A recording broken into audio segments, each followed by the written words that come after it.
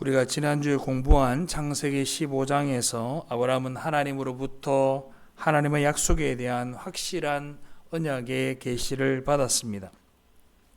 하나님은 쪼개진 재물 사이로 홀로 지나가심으로 인해서 그 하나님의 언약은 하나님의 쪼개지심으로 완성할 것을 또한 보여주셨고, 그런데 그런 엄청난 하나님의 나타나심과 현현과 언약하심을 보았던 그 아브라함이 그 놀라운 경험을 통하여 더욱더 믿음이 단단하여진 것이 아니라 아브라함은 16장에 와서 또 다른 실수를 하기 시작합니다.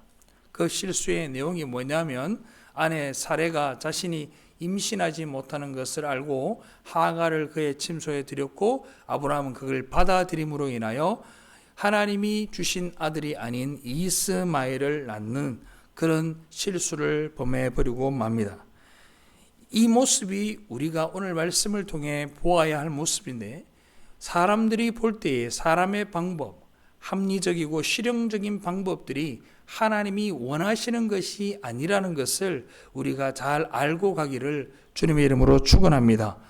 믿음의 주도권을요, 사람이 쥐면 안 돼요.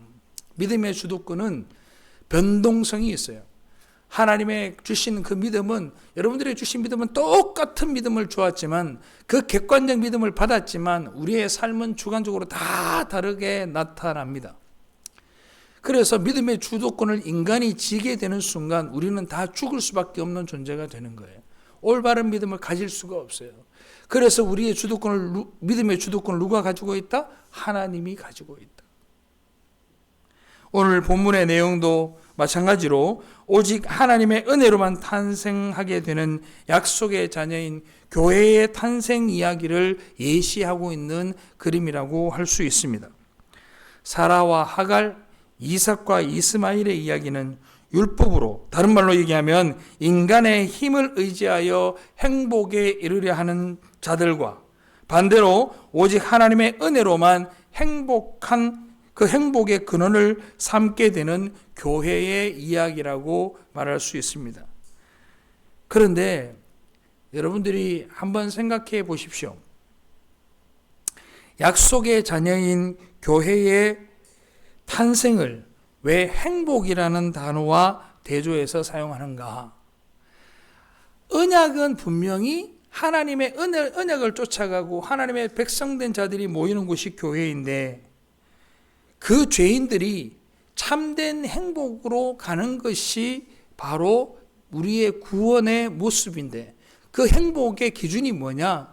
세상 사람들은 자기 만족을 행복이라고 말하고, 하나님의 백성들은 하나님으로만 행복해지는 것을 행복이라고 얘기하고, 그것을 다른 말로 구원이라고 이야기를 하는 겁니다.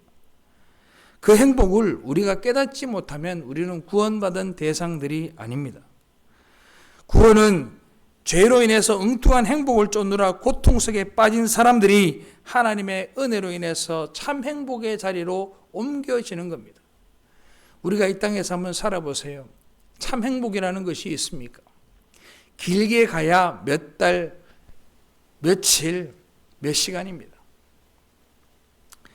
이 세상에 태어나는 모든 인간들은 각자가 추구하는 행복의 모형이 있습니다.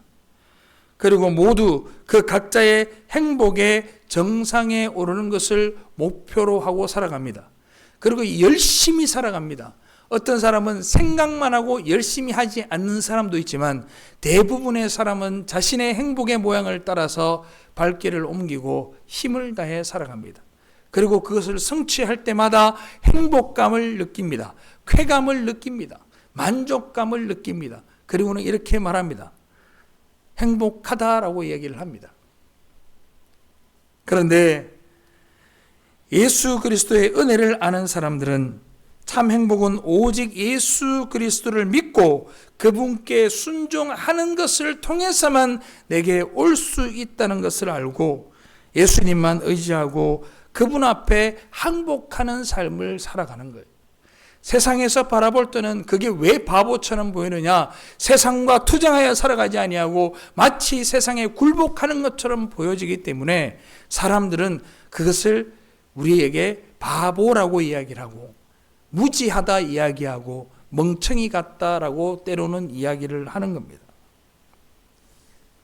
성도는 하나님을 사랑하고 이웃을 사랑하느라 자신의 모든 것을 내려놓는 희생하는 삶을 살면서 하나님 나라의 행복을 맛보고 경험하고 살아가지만 세상 사람들은 자기를 위해서 이웃 사람을 밟고 자기의 욕심을 위해서 하나님을 이용하는 삶을 살아가면서 그걸 행복이라고 이야기를 하는 겁니다. 완전히 다른 모습이에요. 행복감이라는 모습은 비슷할 수 있으나 행복을 이루어가는 과정은 완전히 다릅니다.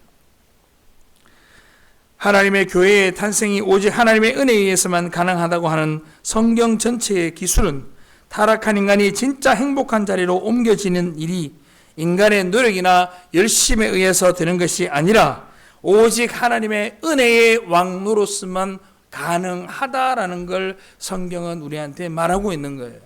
여러분들, 이것이 여러분들에게 믿어지기를 주님의 이름으로 축원합니다. 따라서 성경은 그 성경을 읽는 수신자인 교회에게 뭘 가르치는 것이냐? 따라합시다. 무장해제. 완전한 항복을 가르치는 책입니다. 성경은요, 그 성경을 통해서 네가 뭘 하면 복되고, 네가 뭘 하면 잘되고, 네가 무엇을 하면 장수하고, 네가 무엇을 하면 성공할 수 있다를 이야기하는 것이 아닙니다. 성경은 우리에게 말하기를 너 완전히 항복해야 되는 거야. 하나님 앞에 완전히 무장해제를 해야 되는 거야 라고 우리에게 말하고 있는 겁니다. 이 땅의 힘과 방법과 수단을 사용해서 자기가 원하는 세상적 행복에 스스로 도달하려고 하는 사람들은 참된 행복이 무엇인지를 모르는 것이고, 그 참된 행복은 오직 하나님에 의해서만 주어진다는 것을 부인하는 겁니다. 아니야, 그게 참된 행복이 아니야 라고 부인하는 겁니다. 우리는 온전히 모든 것을 내려놓고 하나님의 은혜의 왕자 뒤로 숨어야만 합니다. 숨어야만 우리가 살아나고, 숨어야만 우리가 믿음 안에 거하고, 그 왕자 뒤에 있어야만 여러분들의 믿음이 구원에 이르기까지 온전케 된다라는 사실을 잊지 마시길 바랍니다. 여러분들이 잘 아시다시피 선악과 사건을 알 거예요. 선악과 사건이 바로 어떤 겁니까?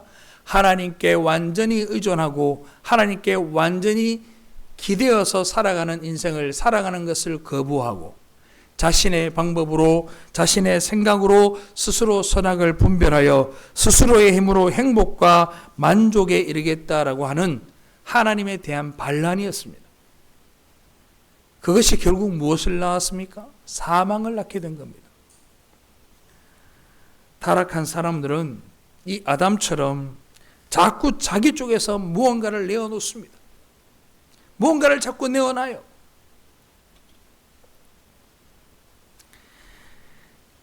그게 어떤 모습으로 우리에게 나타나느냐? 나의 유익을 위해서, 나의 신앙의 만족감을 위해서 율법을 지키고, 그 율법 지킴을 통해서 내 의를 쌓고 만족감을 얻고 그렇게 살아가는 거죠. 그런데 하나님은 우리에게 뭐라고 얘기했냐? 이래요. 너네들 힘으로는 절대로 할 수 없는 거야. 근처에도 오지 못하는 거야. 생각지도 못하는 거야. 그걸 이야기하고 있는 겁니다. 선악과의 이야기가 바로 오늘 본문에서도 똑같이 재현되고 있다라는 겁니다. 성도는 우리가 이 땅에서 티끌이었다라는 사실을 잊지 말아야 합니다. 바꿔 얘기하면 나 자신을 부인할 수 있어야 됩니다. 나 자신이 아무것도 아니라는 것을 인정할 수 있어야 됩니다. 거기에서부터 믿음은 시작되는 겁니다. 하나님의 백성은 하나님의 영광을 위해 살 때 가장 행복하다라는 걸 그때서야 깨닫게 되는 거예요. 할렐루야. 이걸 못 깨달으니까 교회에서 신앙생활을 하고 교회에서 하나님을 믿는다고 말하면서도 하나님의 말씀으로 인한 기쁨보다는 교회 성도들과의 커뮤니티 가운데에서 소통을 통해 기쁨을 얻으려고 하고 그 속에서의 관계 속에서 기쁨을 얻으려고 하고 그걸로 또는 때로는 교회에서 하는 행위로 인하여 내가 예수 믿고 있다는 만족감을 누리고 살려고 한다고요. 아니라 이 말입니다. 믿음은 하나님의 약속, 즉 보이지 않는 것을 실체로 받아들이고 소망을 가지고 기다리는 것을 말합니다. 그것이 믿음입니다. 소망을 가지고 기다리는 거예요. 믿음은 기다림을 통해 성숙되고 그 보이지 않는 것이 결국에는 진짜 우리에게 보여지는 그때가 바로 구원의 때, 하나님 나라의 완성의 때라는 것을 우리가 기억해야 합니다. 그런데 어때요? 못 기다리겠으니까 내 눈앞에 좀 보여봐요. 하나님, 지금 내 눈앞에 뭔가가 보여야 되지 않을까요? 좀 맛이라도 보여줘야 될 거 아니에요? 라고 조급증을 가지는 거죠.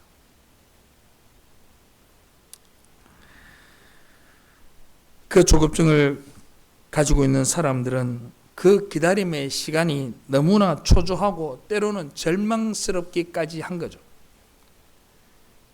그래서 베드로 사도가 이렇게 얘기합니다. 베드로후서 3장 9절 말씀 우리 다 같이 한번 읽어볼까요? 시작. 주의 약속은 어떤 이들이 더디다고 생각하는 것 같이 더딘 것이 아니라 오직 주께서는 너희를 대하여 오래 참으사 아무도 멸망하지 아니하고 다 회개하기에 이르기를 원하시느니라. 아멘. 할렐루야. 뭐라 합니까? 세상 사람들은 하나님의 약속이 너무 더디다고 하나님마저도 부정하지만 때로 그러한 세상의 조급증에 성도들도 우리도 그렇게 할 때가 있죠.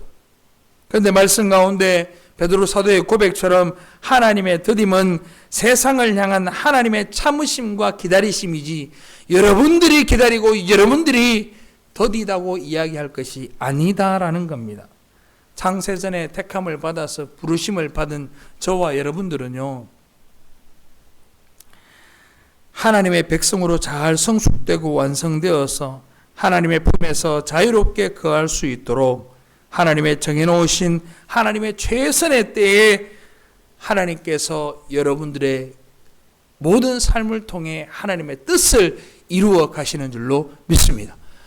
그래서요, 어떤 사람들은 일찍 하나님의 놀라우신 은혜를 경험하고 평생을 주의 말씀을 순종하고 복음을 전하고 하나님의 나라를 위해서 사는가 하면 어떤 사람은 죽기 숨 돌아가기 일보 직전에 하나님의 뜻을 그제서야 깨닫고 자신의 죽는 모습으로 하나님의 놀라운 은혜를 사람들에게 보여주기도 하는 겁니다.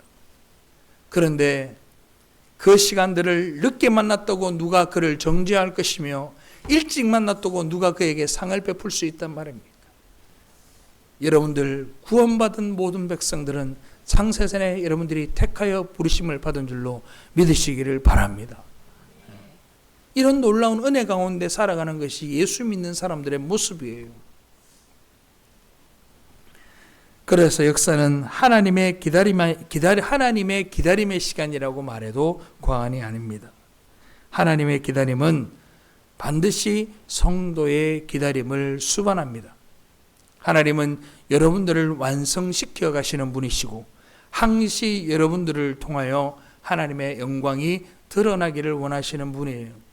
그렇기 때문에 하나님께서 기다리시는 겁니다. 믿음을 주시고 여러분들의 삶을 통해 온전한 믿음이 나타나기를 기다리시는 거예요.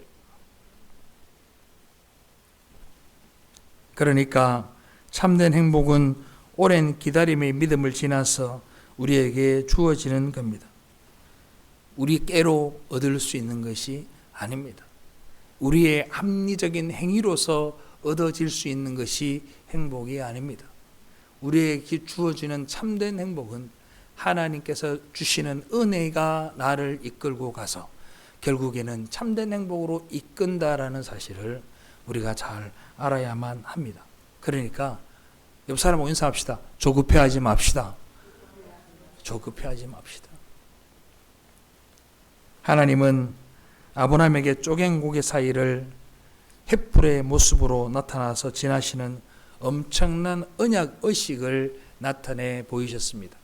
지난주에 말씀드렸지만 다시 한번 말씀을 드리면 이스라엘에는 어떤 관습이 있느냐, 두 사람이 약속을 할 때는 재물을 반으로 쪼개서 이렇게 양쪽에 두고 그 두 사람이 손을 잡고 그 사이를 지나가면 언약을 맺게 되는데, 그 언약의 의미가 뭐냐, 우리가 약속을 깰 때에는 이 재물처럼 죽음을 당하겠다라는 언약의 모습입니다.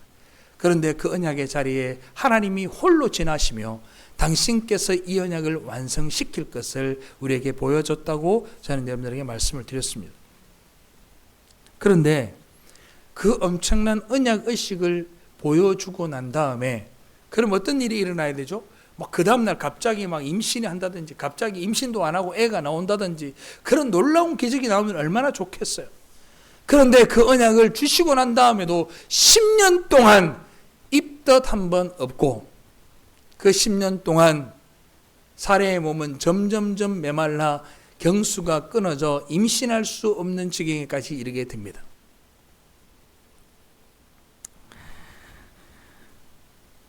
자, 한번 생각해 보세요. 75세에 가나안 땅에 머물렀는데 10년 동안 자식을 안 줬어요. 언약 의식을 한 지가 10년 됐어요. 여러분들, 이거는 조급증을 가지지 않는 정도가 아니고, 그러다가 자신의 늙어가는 모습을 아침마다 볼 거 아닙니까? 자신의 아내의 모습을 봤을 거라는 말이에요. 서로 얼굴 보면서 그랬을 거 아니야. 하나님이 약속한 아는 우리한테 언제 생기노? 그랬을까? 아무리 하나님의 약속을 받은 사람이라 하더라도 아침이면 자신들의 쭈글쭈글한 모습을 보면서 얼마나 낙심하고 실망하고 초조하고 불안했을까 한번 생각을 해봅니다. 그런데요, 한번 따라갈까요? 그래도 기다리자. 우리는 이 땅에서 그걸 배우는 거예요. 그래도 기다리는 거예요. 그게 믿음이니까요. 오늘 본문 1절에 뭐라고 이야기합니까? 아브라함의 아내 사레는 출산하지 못하였고 이래요. 15장의 그 언약의 모습, 얼마 생각해봐요. 재물이 쪼개져 있는데 불이 지나간 거예요. 불이. 하나님이 임재하셔서 불이 지나간 거예요. 그 장관이 아니겠어요? 그 언약, 그거보다 더 놀라운 기적을 여러분들이 보신다면 여러분들의 마음은 어땠을까? 그런 기적을 보았음에도 불구하고 16장에 그러면 무슨 이야기가 나와야 돼요? 아, 사라는 그 언약을 보자마자 임신하였고 이렇게 나와야 되잖아. 10년 뒤는 뭐라 그러냐? 아브라함의 아내 사레는 출산하지 못하였고, 그렇게 시작합니다. 사랑하는 성도 여러분, 우리가 생각하기에는 뭔가가 바로 이루어져야 될 것 같죠. 그런데요, 아닙니다. 하나님은 당신의 백성들이 자기들의 힘을 모두 빼고 완전히 하나님의 은혜 안으로 들어와서 완전히 녹아들 때까지, 완전히 굴복할 때까지 기다리시는 거예요. 그들이 그 기다림 속에서 자신의 무력함과 불가능함을 깨닫고 오롯이 하나님을 의지하게 될 때, 그때 하나님은 그들에게 복을 주시는데, 그때 아브라함의 나이가 몇 살이더라? 99세였더라. 언약을 받고 15년이 지난 다음에야 아브라함은 완전히 힘을 빼게 됩니다. 그런데 이 사례는 그걸 참지 못하고 어떻게 하느냐? 자기의 깨를 이용해서 또다시 인간 쪽에서의 작품을 만들어냅니다. 하나님의 침묵은 더 이상 못 참겠다는 거죠. 하나님, 언약 주고 10년 동안 내가 뭐 하는 거예요? 하나님께서 내게 그러면 이러한 방법으로 지혜를 주셨으니 나는 이 지혜로 이것을 이겨내겠습니다 하고 그 자기의 몸종 하가를 자기 남편에게 보냅니다. 그러면 어떻게 해야 돼요? 사례가 그렇게 한 것도 잘못됐지만 아브라함은 그걸 들었을 때 어떻게 해요? 여보, 어떻게 이럴 수 있어? 하나님이 우리에게 언약을 주었지 않소? 라고 말하지 아니하고 덥석 그래 남자는 여자 말을 잘 들어야 돼 이러고 사례의 뜻을 받아서 하갈과 동침하고 임신을 해버립니다. 얼마나 합리적인 판단입니까? 경수는 끊어졌죠. 아브라함은 늙어가죠. 젊고 조금 더 임신에 가임을 할 수 있는 훨씬 더 가능성이 높은 하갈을 보내서 씨는 같으니 그 아들로 민족을 번성케 하자. 얼마나 놀라운 합리적인 생각입니까? 이 사라가 얼마나 교만한, 자 우리 2절 한번 봅시다. 2절 16장 2절 다 같이 한번 읽어봅시다. 시작. 사레가 아브라함에게 이르되 여호와께서 내 출산을 허락하지 아니하셨으니 원하건대 내 여종께서 들어가라. 내가 혹 그로 말미암아 자녀를 얻을까 하노라 하매. 뭐라 그럽니까? 지금 여호와가 내게 임신시키지 않았다 그래요. 뭐 하는 겁니까? 지금 원망하는 거예요. 하나님이 약속은 했지만 아직도 나를 임신시키지 않으니 하나님이 내게 임신시키지 않아서 내가 이 짓을 한다 그런다. 명분 쌓게 하는 거잖아요.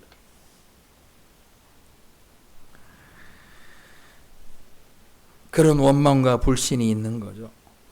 거기다가 아브라함까지 덥석 받아봅니다. 우리가 하나님의 뜻을 인내 속에서 기다리지 못하고 우리 생각으로 어떤 일을 강행하려 할 때 마귀는 누구를 준비시켜 놓은 줄 아세요?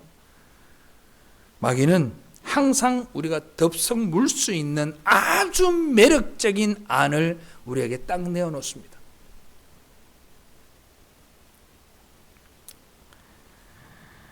그때 우리를 기다리는 것이 바로 유욕의 몸종인 하갈입니다. 그뿐만이 아니죠. 우리의 신앙의 삶에 한번 대입을 해볼까요? 정말 힘들 때, 정말 괴로울 때, 뭔가 해결점을 찾으려고 할 때 누군가가 여러분들이 와 찾아 이렇게 얘기합니다. 어느 기도원에 한번 가서 기도해봐라. 어느 집회에 한번 참석해봐라. 뭔가를 해봐라. 1,000번제를 드려봐라.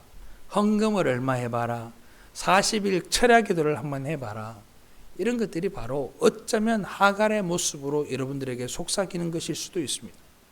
조금 더 적나라하게 이야기를 할까요? 정말 괴롭고 힘들 때 누군가가 여러분들의 살짝 불법을 저지르면 엄청난 것들을 얻을 수 있는 제안을 하게 될 때가 있습니다. 그건 바로 우리의 육신의 욕심을 쫓는 하갈이라는 것을 여러분들이 잊지 마시기를 바랍니다. 하나님은 그런 하나님이 아니에요. 하나님은 여러분들이 그 어려움과 고통 가운데에서 인내하고 참으며 주님께 눈물을 흘리며 참아갈 때 모든 것을 하나님이 형통케 하시는 은혜로 해결하실 줄로 믿으시기를 바랍니다. 그러고 그러지 하나님이 그때 마침 말이야 주의하셔야 됩니다. 하나님은 성도에게 대단한 종교행위나 커다란 업적을 요구하지 않습니다. 하나님은 교회에게 큰 교회를 짓고 많은 성도를 모으고 많은 사람들에게 찬양 콘서트를 하고 그걸 우리에게 요구하지 않아요. 하나님은 여러분들에게 요구하시는 것은 묵묵히 그 믿음을 붙들고 이 땅에서 그 믿음을 실천하며 살아가는 그 삶을 원하시는 겁니다. 그런데 우리는 어때요? 영 딴 데 생각이 가 있어요. 제가 지난주에 대구에 있는 큰 교회 목사님 한 분하고 식사를 좀 나눴어요. 그분이 그러더라고요. 목사님, 저도 딜레마에 빠졌습니다. 왜요? 그랬더니 목사님 목회도 잘 하시고 크게 하시는데 왜 그래요? 그랬더니 그분이 하시는 말씀이 뭐냐? 목사님, 내가 어디를 가는지 방향을 잃어버렸습니다. 내가 어디를 가는지 방향을 잃어버렸습니다. 그래요. 그 젊은 목사가, 그 큰 교회 목사가 울먹이며 이야기합니다. 목사님, 내가 어디로 가는지 방향을 잃어버렸습니다. 성도들에게 진리의 말씀을 전하려 하니 너무나 두렵고 성도들에게 하나님의 주시는 이 강력한 메시지를 전달하려니 그들이 내게 방귀를 들 것 같고 돌을 던질 것만 같습니다. 사랑하는 성도 여러분, 많은 목사들이 그런 딜레마에 빠져 있어요. 지금 하나님은 성도가 하나님이 주신 인생 속에서 흔들림 없이 신뢰로 하나님의 때와 하나님의 선물을 기다리는 삶을 인내 속에서 잘 살아낼 때 그걸 가장 기뻐하시는 거예요. 그걸 가장 기뻐하셔요. 때로는 운전을 하고 가면서 눈물을 흘리며 하나님 앞에 기도하는 그 기도를 하나님이 가장 기뻐하시고,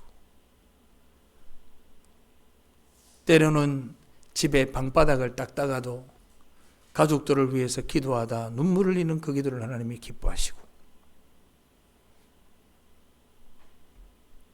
그런 기도가, 그런 신앙이 우리에게 있어야만 합니다. 그 믿음이 우리를 살게 하는 거예요.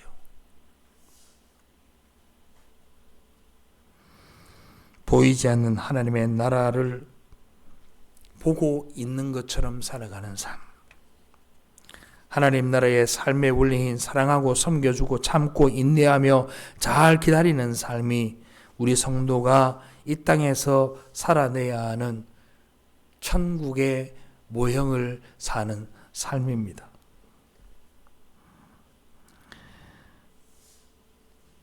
성도의 인생에서 찾아오는 어둠은 따라합시다. 믿음의 훈련이다. 하나님께서 우리에게 더욱더 강한 믿음을 주시기 위한 훈련이라고 생각하시면 됩니다.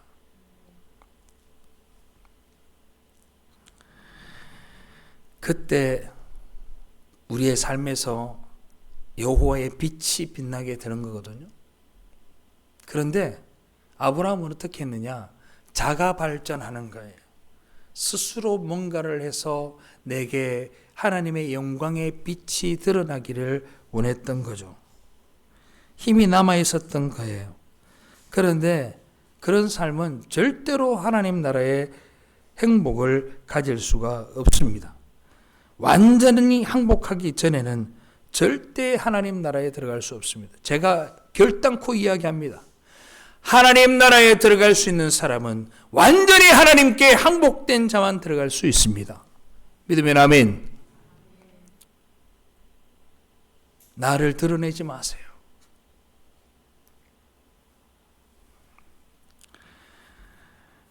그런 면에서 우리 성도가 이 세상 속에서 점점 더 캄캄한 기다림 속으로 던져지는 것이 어쩌면 신앙생활 가운데에서 정석적으로 걸어가고 있는 것이다 라고 말할 수도 있습니다.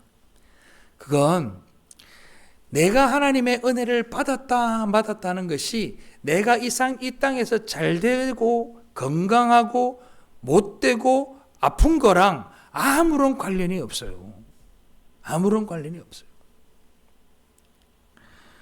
성도는 이 세상이 추구하는 것들이 얼마나 허황된 건지, 이 세상이 얼마나 불가능한 곳인지, 어느 정도까지 자정 능력을 상실해 버렸는지, 이 세상이 얼마나 어두운지, 아무리 노력해도 이것은 정결케 할 수 없다라는 걸 우리가 알게 되는 거예요. 알게 되는 거예요.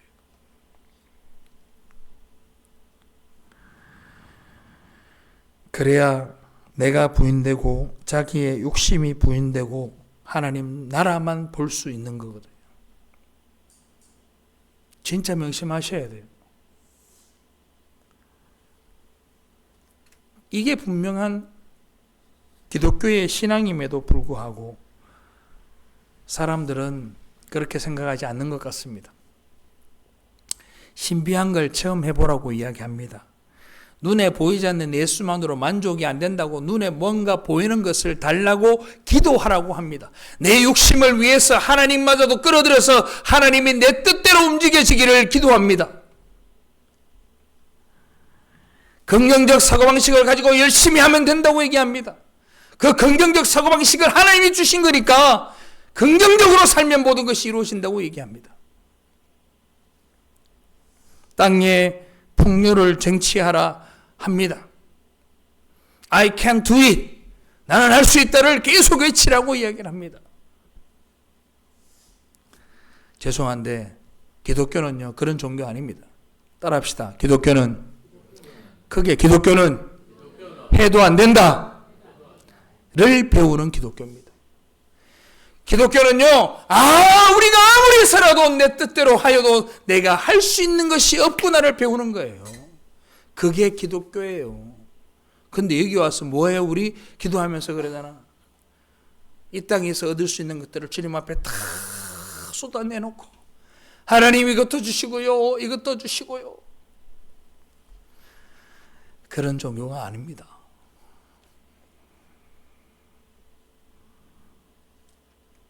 심지어 몇몇 교회들은 종교 행위를 열심히 하면 이 땅에서 잘 될 거라고 얘기합니다. 여러분들이 열심히 기도하고 열심히 애도하면 하나님께서 감동받아서 여러분들의 인생을 더 복되게 할 거라고 이야기합니다. 새빨간 거짓말입니다. 그것이 신앙의 지름길이냐? 아닙니다. 그게 바로 누구의 음성과 같으냐? 사라의 속삭임과 똑같은 거예요. 여보, 나는 임신하지 못하였으니 여호와가 나를 임신하지 못하게 했으니 내 여종 하가를 데려들어가 그와 동침하여 임신하소서. 우리도 그런 경험이 있었을 겁니다. 그 하갈에게서 신앙의 서자인 이스마엘이 태어나게 되는 겁니다. 오늘 본문 4절에 한번 보시면 아브라함과 사라가 하나님의 응답을 기다리지 못하고 편법을 사용해서 이를 도모했는데 하갈이 금방 잉태를 합니다. 이야, 마치 기도의 응답이 금방 성취된 것처럼 사라가 하갈을 그 침소에 넣자마자 바로 임신을 합니다. 임신하자마자 얼마나 기뻤을까? 이야, 드디어 이 생명은, 모든 생명은 하나님이 주시는 것인데 하나님이 드디어 우리 자손의 대를 잇게 하셨다. 얼마나 기뻐했을까요?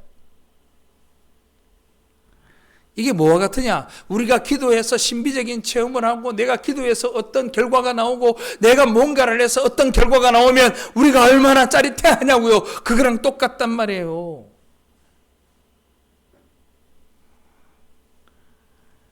그런데 그 쾌감이 얼마나 지속되던가요? 저도 그런 적이 있어요. 저도 목사하기 전에 목사하기 싫어가지고 산꼭대기에 가가지고 밤새 기도한 적이 있습니다. 그러니까 기도하니까 기도하는 가운데 내 귀에 막 이상한 소리도 들리고 막 완전 온몸에 틀이 팍 쓰는 그런 경험도 하고 방언도 하고 예언도 하고 기도하는 가운데 환상도 보고 그래요. 때로는 그게 너무 좋아서 매년마다 교회 가서 기도원 가서 산에 가서 기도도 했었습니다. 그리고 깨달은 게 뭐냐? 하나님, 이게 내 신앙이 되지 않게 하옵소서. 기도하는 결과가 나오더라고요. 하나님이 주신 믿음은요, 그런 게 아니에요. 한번 결과를 보면 되죠. 아브라함과 사라와 하갈이 같이 연합해서 이스마엘은 아들 낳았는 결과만 보면 얼마나 아름다운 결과인 것처럼 보여요. 그 결과가 어떻게 된 줄 아세요? 아브라함과 사레와 하갈이 완전히 파탄나는 것을 오늘 본문 말씀 통해서 볼 수 있습니다.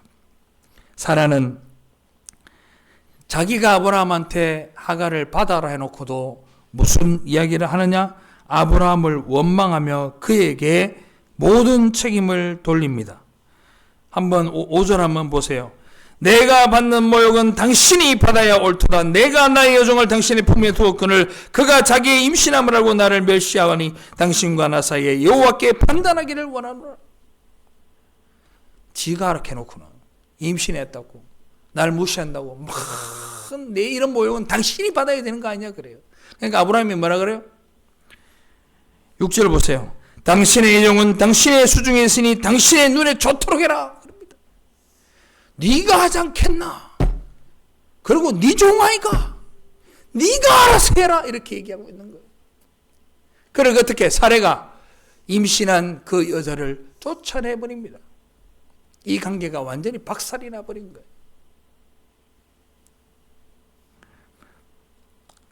그 결과가 어떻게 돼요? 이삭과 이스마엘이 후손들이 대대로 원수지간이 되어서 싸우고 있고 그 싸움은 지금도 진행되고 있어요. 지금도 진행되고 있어. 그 민족이 두 개가 지금도 싸워요. 지금도. 얼마나 놀랍고 무섭습니까? 참 놀라워요 보면. 그러니까 따라합시다. 잘 기다립시다. 잘 기다려. 하나님의 뜻을 기다리는 거예요. 아브라함은 하나님으로부터 직접 약속을 들었어요. 그보다 더 큰 계시가 어디 있겠습니까? 그런데 그 계시를 들은 그 놀라운 은혜를 경험하고 하나님을 만났던 그 경험들을 그들의 삶에 투영하지 못하고 적용하지 못했어요. 우리도 마찬가지입니다. 하나님의 말씀을 가감없이 받는 것도 중요하지만 이런 설교 시간에 듣는 말씀들을 듣고 그냥 흘리지 마세요. 그 말씀이 여러분들에게 적용되어지고 그 말씀을 거울 삼아 살아갈 수 있게 되기를 바랍니다. 아브라함이 하나님의 말씀을 100번 들으면 뭐합니까? 그 말씀이 적용이 안 돼서 이런 탈이 난 거잖아요. 아브라함은 사라의 요구를 들었을 때 자신이 경험한 그 하나님의 놀라우신 언약과 계시와 말씀을 적용해보고 그것이 하나님의 뜻이 맞는지를 한번 살펴보았어야 하는데 그걸 살피지 않은 거예요. 욕심을 따라 쫓았던 거죠. 그러니까 우리는 이런 말씀을 통해서 뭘 깨달아야 되느냐? 우리는 따라합시다. 우리는 실수하지 말자. 그걸 우리가 경고하는 거예요. 말씀이. 우리는 하나님의 침묵 속에서 하나님의 감찰하심을 또한 발견할 수 있습니다. 하나님은 불꽃 같은 눈으로 여러분들을 보시는데 단 1분 1초도 여러분들에게 눈을 떼지 않는다는 사실입니다. 하나님은 당신의 백성에게 한순간도 눈을 떼지 않으시고 하나님의 감찰하심 가운데 우리를 살피고 계십니다. 오늘 본문 가운데 바로 하갈과 하나님의 여호와의 사자와의 대화 가운데 우리는 그것을 발견할 수 있습니다. 하갈이 사라의 핍박을 피해서 자기 고향인 애굽으로 도망을 하던 중에 여호와의 사자를 만납니다. 여호와의 사자가 조급증을 견디지 못해서 사라의 그 핍박을 피해 도망가는 하갈을 만나셔서 뭐라고 이야기합니까? 뭐라고 얘기합니까? 돌아가라. 돌아가라. 그곳이 어디입니까? 고난이 있는 곳입니다. 핍박이 있는 곳입니다. 자기 주인이 자기를 괴롭히는 그곳으로 돌아가라. 돌아가라. 16장 9절 여호와의 사자가 그에게 이르되 내 여주인에게로 돌아가서 그 수하에 복종하라 그럽니다. 무슨 말입니까? 하나님의 때를 기다려라. 네가 무시당하고 공격받아도 그 때를 기다리고 복종하라고 이야기합니다. 그리고 하갈에게 자신의 아들 이름을 이스마엘로 지으라고 이야기를 합니다. 그 이스마엘의 뜻은 고통을 들으시는 여호와라는 뜻입니다. 그리고 그 셈 이름을 부엘라 헤로이라고 하는데 감찰하시는 하나님이라는 뜻입니다. 감찰하시는 게 뭐예요? 늘 보고 계신다라는 겁니다. 그렇게 하갈은 아브라함에게로 돌아갔고 사라에게도 돌아갔습니다. 하갈 역시 조급증에 걸려 자신의 꾀로 처한 그 위기에 처한 아브라함과 사라에게로 돌아가 뭐라고 얘기했을까요? 자신이 경험한 그 일을 아브라함과 사라에게 이야기했을 거 아닙니까? 그분이 나를 지켜보고 계셨고 나를 보호하고 계셨고 내 고통을 들으시는 하나님이었다. 그 하나님을 만났으니 그 하나님이 당신네들에게 돌아가라 해 내가 이렇게 돌아왔나이다 라고 말하지 않았겠습니까? 사랑하는 성도 여러분, 조급해하지 마십시오. 우리는 아브라함일 수도 있고 우리 모두가 사라일 수도 있고 하갈일 수도 있습니다. 그러니까 제발 부탁인데 조급증 내지 마세요. 내 나이 90까지 그 기도가 이루어지지 않아도, 내가 죽어서도 그 기도, 죽기 전까지 그 기도가 이루어지지 않아도 조급해하지 마십시오. 하나님의 약속하신 그 때는 반드시 오는 줄로 믿으시기 바랍니다. 그러니까 우리가 하지 말아야 될 일이 뭐라고요? 내 방법으로 하지 말라는 거예요. 내 방법으로 하지 마요. 말씀을 맺겠습니다. 예수님은 성령으로 우리 안에 실제하시며 한순간도 쉬지 않으시고 우리를 감찰하시면서 하나님의 자녀답게 믿음을 발휘하며 인내 속에서 기다리는 삶을 사는 자로 여러분들을 만들어가고 계십니다. 우리가 하나님의 때를 인내하며 기다리는 기다림의 믿음을 잘 발휘하지 못하여 우리에게 지레 넘어질 때에 우리 주님께서 우리 안에서 외치시는 거죠. 돌아가라. 그리고 너에게 허락된 아들을 기다리라. 겁내지 말고 원망하지 말고 그 때를 기다리라고 말입니다. 사랑하는 성도 여러분, 여러분들은 하나님께서 감찰하고 계십니다. 부엘라 헤로이에 하나님께서 여러분들과 함께 하시는 줄 알고 하나님의 때를 기다리고 기도하고 인내할 수 있기를 주님의 이름으로 축원합니다. 기도하겠습니다.